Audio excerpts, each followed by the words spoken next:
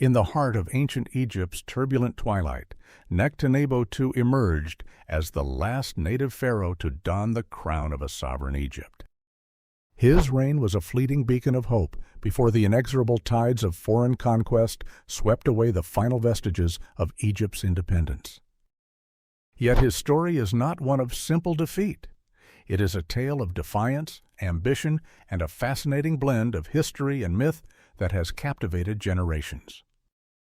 Nectanebo III, ascending the throne in 360 BC, during the 30th dynasty, inherited a kingdom besieged by external threats and internal unrest. Despite the precarious state of Egypt, Nectanebo quickly demonstrated his strategic acumen. With a vast army of Egyptian soldiers, Libyan allies, and Greek mercenaries, he secured his borders and launched extensive defensive measures. His leadership shone brightest in his 9th year when he successfully repelled an invasion by the Persian Empire, demonstrating his tactical brilliance against a formidable foe. But Nectanebo was not merely a warrior king. He was deeply invested in Egypt's religious and cultural identity. His reign saw a renaissance of temple building as he poured resources into monumental projects at sites such as Heliopolis, Bubastis, and Sebennytos. These temples, adorned with intricate reliefs and inscriptions, served not only as places of worship, but as a means to legitimize his rule, binding his legacy to the divine favor of Egypt's gods. Despite his achievements, Nectanebo's reign was overshadowed by the looming threat of Persia. In 343 BC, the Persian king Artaxerxes III launched a massive campaign to reclaim Egypt. Nectanebo's forces, though well prepared with fortifications and a fleet of flat-bottomed boats to guard the Nile Delta, were outnumbered and outmaneuvered.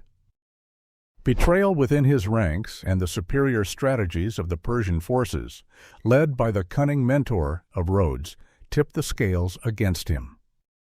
After a series of defeats, Nectanebo fled to Upper Egypt and eventually into exile in Nubia.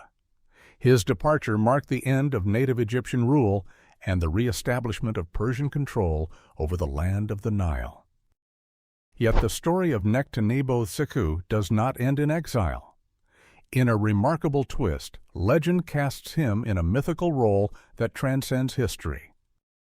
The Alexander romance, a blend of history and fiction, recounts that Nectanebo fled not to Nubia, but to Macedon, where he disguised himself as a magician.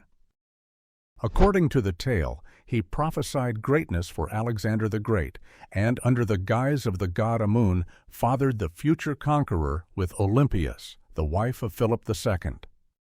This apocryphal story, while fantastical, reflects the enduring influence of Egyptian culture and the longing for continuity even under foreign domination. Nectanebo III's legacy is a paradox. Historically, he is the last native ruler of a united Egypt, a symbol of the kingdom's final stand against imperial conquest. Yet in legend, he is reimagined as a cunning figure whose lineage connects directly to one of history's most renowned conquerors.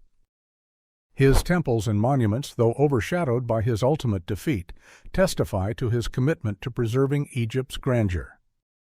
Nectanebo III's story is not merely that of a fallen king. It is the tale of a ruler who stood at the crossroads of history, blending the resilience of Egypt's ancient past with the myths that would carry its legacy into the hearts of future generations.